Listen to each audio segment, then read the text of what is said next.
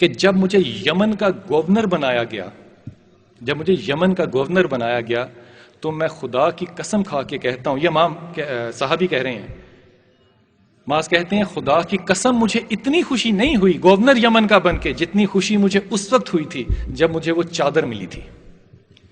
Us اسکیسٹی of physical need پہ جب آپ آپریٹ کر رہے ہوتے ہیں تو آپ کی جو پریورٹی بنتا ہے وہ آپ کا انٹلیکچوئل ڈٹرمنیشن ہے، not your physical determination.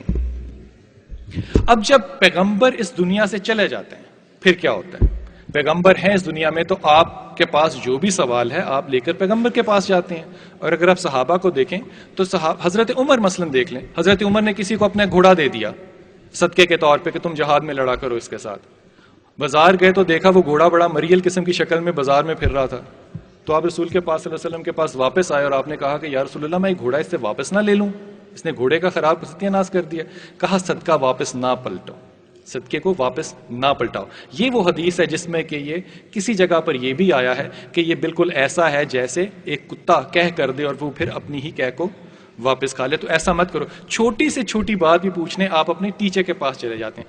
Problem ladies and gentleman اس وقت ہوتا ہے جب ٹیچر آپ کے ساتھ ان ڈسٹنس آ جائے، جب ٹیچر میں اور آپ میں 14 اور 1500 سال کا فرق آ جائے، وقفہ آ جائے، تو پھر آپ پروسیس ڈفرنٹ قسم کے ڈیولپ کرنا شروع کرتے ہیں. مسلمانوں نے اسی پروسیس کے درمیان میں 4 ایسے اسکول تو تقریباً کو 150 کے قریب ہیں، لیکن 4 بنیادی ایسے بڑے اسکول پیدا کیے جن کو کہ ہم مسٹیکل سکولز کہتے ہیں، جن کا کہ پرپس سول سوائے اس کے اور کچھ نہیں ہے کہ وہ اپنی سیلف کو انڈرسٹینڈ کریں، ڈسکور کریں، تاکہ حقیقت کو صحیح طریقے سے پہچان سکیں. جو بیسک سکول ہیں ان میں قادریہ، نقشبندیہ، چشتیہ اور سہل وردیہ ہے. کتنی عجیب بات ہے کہ ان 4 سکولوں نے، بڑی حد ادب میں بات آپ سے کہہ رہا ہوں، بجائے اس کے کہ علمی راستہ اختیار کرتے، وہ تمام راستے اختیار کیے جو کہ سب کانٹیننٹ کے کلچرل تھے. مثلا قادریہ نے صرف یہ کہا کہ ہم گانا وانا نہیں سنیں گے کیونکہ وہ کانسیپٹ بالکل ڈفرنٹ ہے، ہم درود کے اوپر زور دیں گے، بس اٹھتے بیٹھتے ہر وقت آپ درود پڑھتے رہیں. نقشبند نے کہا جناب ذکر جو ہے یہ خاموشی میں ہونا چاہیے، اس لیے یہ سارا انسٹیٹیوشن جو ہے یہ میڈیٹیشن کی طرف چلا گیا. چشتیہ نے کہا کہ ذکر صرف لفظ اللہ کا ہونا چاہیے اور کثرت سے کلمہ پڑھنا چاہیے.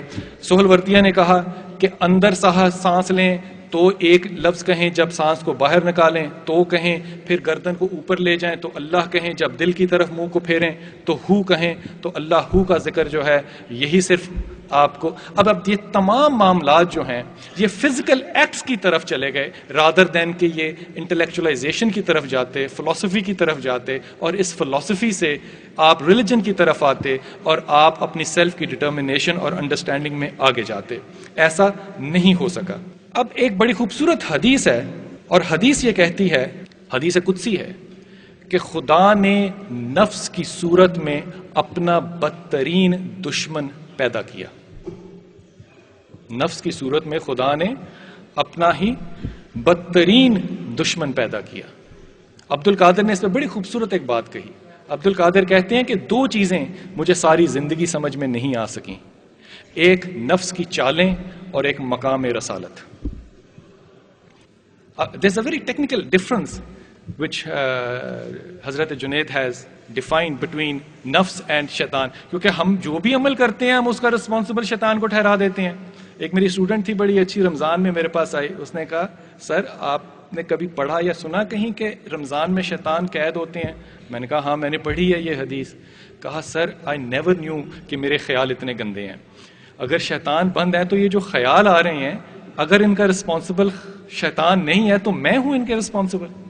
It was an amazing news کہ شیطان شیطان بھی تو خواتین و حضرات تھوڑا سا مصروف ہے نا، اس کے پاس اتنا وقت نہیں ہے کہ وہ ہر وقت آپ کے پیچھے پڑے. حضرت جنید کہتے ہیں کہ شیطان کی شناخت یہ ہے کہ شیطان جگہ بدلتا ہے اور نفس جو ہے یہ مستقل ہوتا ہے.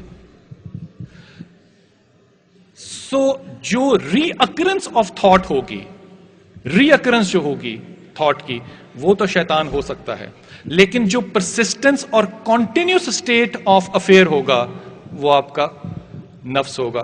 اب آپ خود غور کریں کہ کتنے ایسے معاملات ہیں جو آپ کے ساتھ شیطان پیش کرتا ہے اور کتنے ایسے معاملات ہیں جو آپ کے ساتھ نفس پیش کرتا ہے. خدا نے ایک بہت خوبصورت جملہ کہا. میں نفس کی طرف واپس آ رہا ہوں کہ خدا کا نفس کیسے ہے. خدا نے کہا تمام جانوں کو بخل جان پہ پیدا کیا گیا. تمام جانوں کو بخل جان پہ پیدا کیا گیا. بخل جان کیا چیز ہے؟ Your instinct to survival. اور خدا اس اوریجنل ایکٹ پہ، جس ایکٹ پہ اس نے آپ کو پیدا کیا، اس کی اتنی زیادہ احترام کرتا ہے خدا اس کا کہ اس نے بخل جان کے مخالف جانے والی جو حصے ہیں وہاں پر پہنچ کر جو حرام ہے اس کو حلال قرار دے دیا. اگر آپ سفر میں ہیں اور آپ کا سروائیول یہ کہتا ہے کہ اگر میں نہیں کھاؤں گا تو مر جاؤں گا، تو آپ وہ کھا سکتے ہیں جو حرام ہے. سو بنیادی جو آپ کی نفس کی جو ارتقا ہے، بخل جان جو ہے، جس سروائیول پہ آپ کو پیدا کیا گیا ہے، اس کی رسپیکٹ میں حرام اور حلال کا جو فرق ہے وہ ختم کر دیا گیا. یہ بڑی ایک سوشل سی بات ہے. فرض کریں کہ ایک بکری کا بچہ پیدا ہوتا ہے. بکری کا بچہ 2 گھنٹے بعد کھڑا ہو جائے گا. ہاتھی کا بچہ بھی 6 گھنٹے میں کھڑا ہو جاتا ہے. لیکن کتنی عجیب بات ہے کہ انسان کے بچے کو کتنے سال چاہیے. سو یہ فیصلہ مرد اور عورت میں 10,000 سال پہلے ہوا تھا کہ کس کی کیا کیا جابز اور کیا کیا ڈیوٹیز ہیں. لیکن جب زمانہ پلٹتا ہے تو یہ ذہن میں رکھیے گا خواتین و حضرات، جو فتنہ زمانہ ہوتا ہے وہ بھی وہی ہوتا ہے جو ماضی کا زمانہ ہوتا ہے. فتنے بھی واپس آپ کی طرف پلٹائے جاتے ہیں. اب یہاں پر پہلا نفس جو خدا نے آپ کا تخلیق کیا، اس نفس کا نام ہے نفس لوامہ. اب یہ نفس لوامہ بنیادی طور پہ جو ہے یہ لیٹن کا ورڈ ہے اور اس کا روٹ جو ہے دیٹ از لومو لائم which means the instincts of the animal. جانور کی صلاحیت جس کے ساتھ جس بخل پہ آپ کو پیدا کیا گیا ہے، وہ بخل آپ کا نفس لوامہ ہے. ایک جنگ تھی جس جنگ کا نام تھا اجنادین.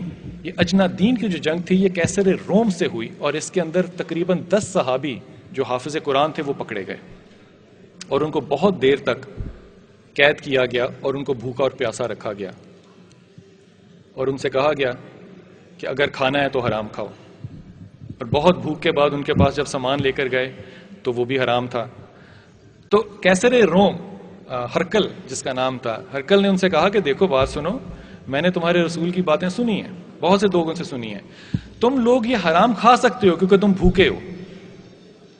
صحابہ نے کہا ہمیں اس بات کا علم ہے کہ ہم یہ حرام کھا سکتے ہیں، لیکن ہم صحابہ ہیں، ہم چاہتے ہیں کہ ہماری نسبت رسول سے ملے، سو ہم یہ حرام چوز کرتے ہیں کہ ہم نہ کھائیں. خدا نے حالانکہ پرمیشن دی کہ آپ اس حالت میں کھا سکتے ہیں. جو اگلا ایکٹ ہے لومو لائن کے بعد، دیٹ از امارا، دا ایکٹ. صحابہ نے جو انکار کیا یہ ایکٹ تھا. اب یہ ایکٹ جو ہے خواتین و حضرات، یہ ایکٹ ان صحابہ نے اپنی فیور میں نہیں کیا، حالانکہ یہ فیور ان کو دی گئی ہے.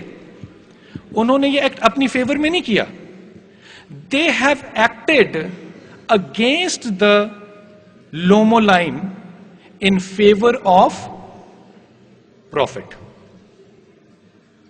اپنے جبلی تقاضوں کے مخالف خدا کے حق میں اپنی ذات کو، اپنے فعل کو سرنڈر کر دیا.